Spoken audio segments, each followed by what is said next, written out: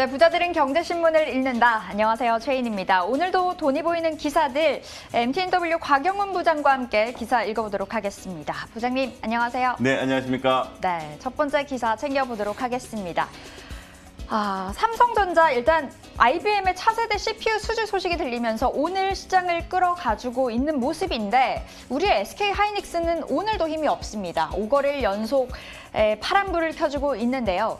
아무래도 이제 상반기에 이 삼성전자 개인 투자자들이 정말 많이 담아갔고 또 많이 올랐다 보니까 올해 하반기 들어서는 개인의 순매수 1위에 SK하이닉스가 올라와 있다고 합니다.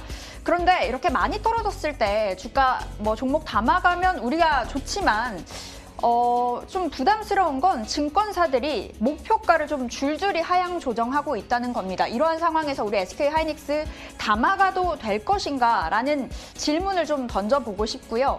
아무래도 이렇게 주가 내려가고 있는 목표 주가를 좀 낮추고 있는 그 배경에는 SK하이닉스 상승할 종목 그 재료가 없다라는 이야기입니다.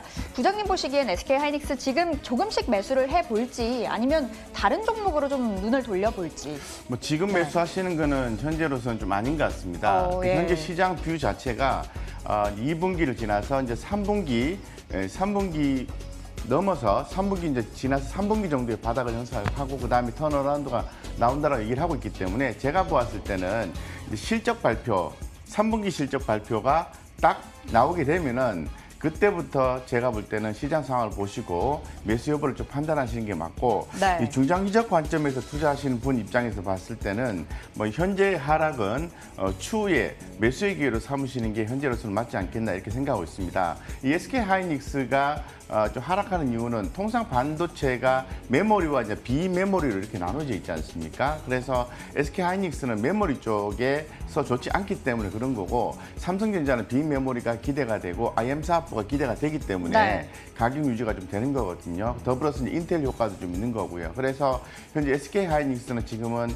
보유하신 분은 그대로 보유하시고 신규로 진입하시는 분들은 3분기 실적을 보고 대응하자 이 정도로 말씀드리겠습니다. 네, 보유를 했다면 끌어가 보도록 하겠습니다. 다만 지금 진입보다는 일단은 3분기 실적 바라보자라는 이야기 좀 멀리 보고 들어가 보도록 하겠습니다. 자, 두 번째 기사 읽어보겠습니다.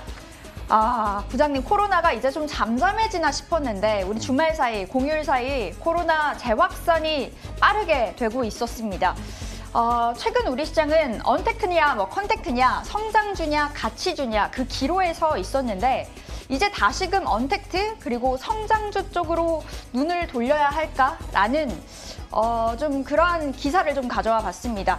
코로나 종식 기대감이 선반영이 되어 있어서 이제 그 경기 민감주들의 그동안의 급등이 좀 이제는 위험할 수도 있다라는 이야기 나와주고 있는데 일단 시즌을 보겠습니다. 지난주 이제 경제 재개 기대감 때문에 그러니까 코로나 확진이 좀 줄 것이라는 그 생각에 진단 키트 이제 많이 안 할 거다. 그래서 시즌 주가 29%나 넘게 떨어졌거든요. 물론 이미 기대감들이 선반영이 됐기도 했고. 근데 시즌 오늘 다시 급등을 하고 있더라고요. 이제 우리 시즌이나 언택트 이쪽으로 다시 눈을 돌려볼까요? 네, 시즌 지금 보시는 거는 좀 아니신 것 같습니다. 왜냐하면은 시즌 같은 경우에는 지금 그 3분기 실적에 대해서 현재 시장 컨센서스가 전분기 대비해서 좀 낮게 예상이 되고 있기 때문에 적절하게 가격 조정이 좀 필요한 상태라고 말씀을 좀 드리겠습니다. 그리고 제가 지난번에 말씀을 드린 것처럼 그 2차 팬데믹에 대한 준비 종목으로서 두 종목을 또 말씀을 드렸죠. 시젠과 녹십자인데요. 네. 녹십자는 주가 흐름이 좀 괜찮고요. 시젠 같은 경우에 가격 조정이 좀 나오고 있는데 제가 볼 때는 CJN 같은 경우에는 2차 팬데믹 대비주로서 또 적합한 종목이기 때문에 적절한 조정 다음에는 가격 조정 다음에 상승할 거라고 보는데 그 시점이 제가 볼 때는 9월 16일 이후가 될 것 같습니다. 왜냐하면은 지금 개인들의 신용이라든가 엄청난 그 어떤 수급들이 특히 신용 이런 부분들이 시즌 쪽에 지금 많이 좀 들어가 있는 상태고 지금 주가가 많이 떨어져 있지 않습니까? 이런 어떤 기계적인 또 매도가 또 나올 수가 있기 때문에 제가 볼 때는 9월 16일 상황을 좀 보시고 그때 이후에 2차 팬데믹 종목으로서 CJN을 보시는 게 바람직하고 CJN에 대한 현재 그 성장성에 대해서 반영을 해서 최고 40만 원까지 목표가 나와 있기 때문에 네. 관심을 두되 기간적인 포인트를 잡자라고 말씀을 좀 드리겠습니다. 시즌에 대한 관심은 유효하다라고 하십니다. 하지만 오늘 급등에 따른 좀 피로감 때문에 지금 진입은 어렵다고 하십니다. 9월 16일 이후에 좀 더 지켜보도록 하겠습니다. 자, 보겠습니다. 세계 최대 자동차 시장이죠. 유럽에서 올 들어 현대기아차의 전기차 판매량이 47%나 넘게 올랐다고 합니다.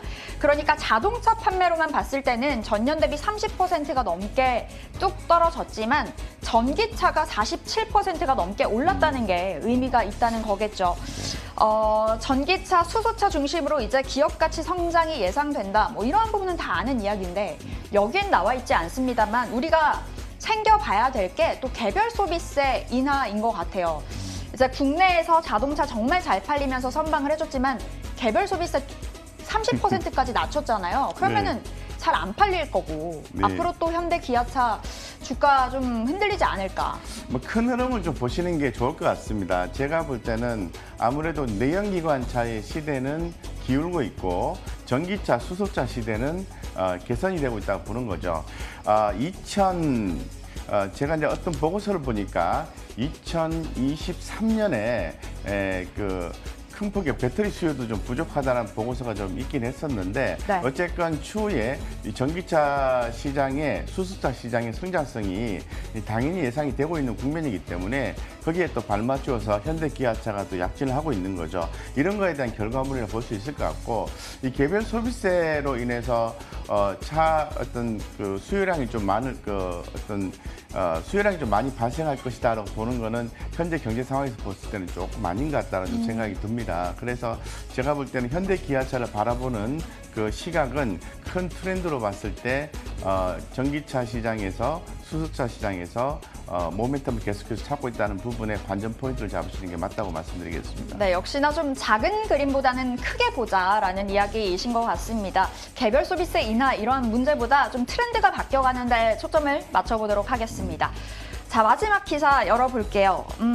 저도 이제 쇼핑을 하거나 할 때는 네이버 쇼핑을 참 많이 이용을 하는데 가격 비교가 된다는 점에서 참 손이 많이 가더라고요. 그런데 2018년에 이베이 코리아에서 네이버를 신고했습니다. 그 이유가 네이버 쇼핑이 독점적인 그 쇼핑 행태를 좀 하고 있다라는 이유였는데 이번 달 안에 공정위가 이 독점 관련한 제재 수위를 좀 결정을 한다고 합니다. 때문에 정말 무섭게 성장을 하고 있는 네이버 쇼핑에 급제동이 걸리지 않을까라는 우려가 좀 나오고 있는 기사인데요.